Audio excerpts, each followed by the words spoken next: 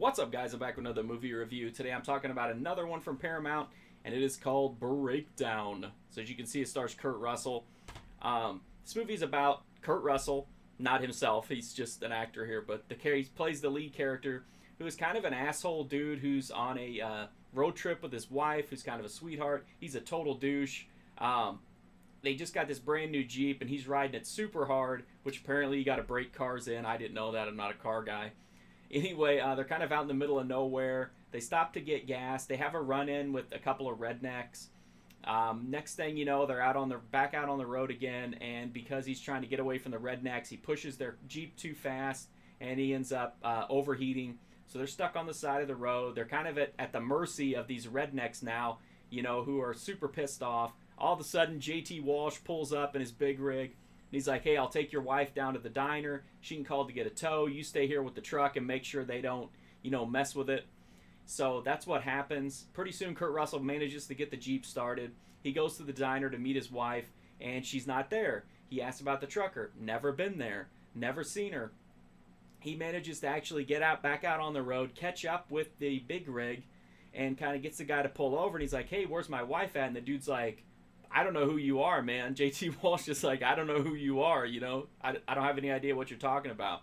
And that's the core tenet of the movie, is that, what happened to his wife, because apparently, this guy says he's never seen her. Nobody's seen her in the area, and Kurt Russell just starts to have a breakdown. So the title works in more than one way. This is a really effective, tight thriller. It's super tense.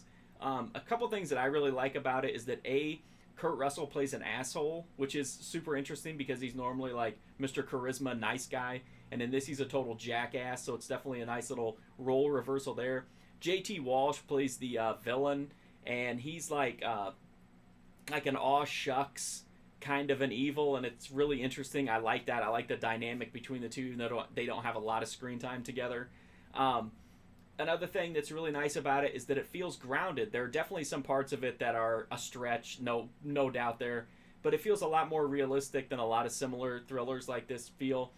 It feels like it could happen. It's plausible, even if it's not likely. Like it's really eerie and feels like, man, if the stars align just right, something like this could really happen in real life. Because who trusts rednecks in the middle of nowhere? I don't. You shouldn't. So anyway, it's got a lot going for it. It does have a kind of a goofy ending, but it's neat and it's funny and I like it. It definitely goes from being kind of a tense drama into a thriller, and I think it's handled pretty well. The pacing is really well. There's not a lot of filler here. Things move pretty quickly, and they have to, because if he doesn't find his wife like right away, this is not going to be a long-term situation, because he doesn't get a ransom or anything like that. He just can't find his wife, so he's got to find her. The DVD from Paramount, unfortunately, is a total disaster. We still don't have a Blu-ray upgrade for this, at least in the United States, as of the time of this video. It does have the theatrical trailer, but it's non-anamorphic widescreen. If you don't know what that means, if you watch it on a 16:9 TV, they will be square in the middle, as if you're watching a 4:3 movie, and it will be widescreen within that square. It really sucks. You have to zoom in or, change the settings on your TV to get it to look like it's supposed to, and even then, because of the nature of the transfer, it's going to look like crap, and this looks like crap. It's a real shame, because it's a really cool movie, and I hope at some point Paramount changes their policy on licensing and somebody's able to get this and make a decent new transfer of it. I haven't seen it on any streaming services or watched any of the digital versions, so I don't know if there's a really nice HD print out there, but maybe there is. If you like thrillers, if you like Kurt Russell, it's neat to see him in kind of a flipped role here. I think it's really effective. I think it's a really fun movie. It's kind of dark.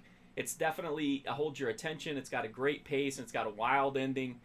So I definitely recommend Breakdown. And like I said, let's hope it gets an improved treatment at some point on home video.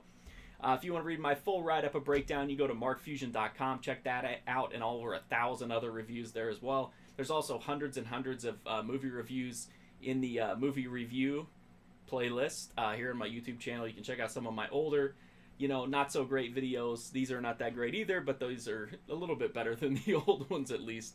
I'm also on Instagram, Twitter, and Twitch at MarkFusion. For $5 a month on Patreon, you get exclusive content. If you go to Letterboxd, I post what I'm watching there, and you get an idea of what might be coming up on the channel soon. But the best thing you can do for me is just hit that sub button.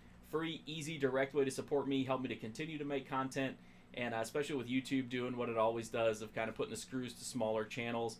That's a way that I can definitely continue my progress and hopefully hit whatever the next guideline they put up for us is. Thank you so much for watching this video. I do greatly appreciate it. Hopefully I'll see you guys soon.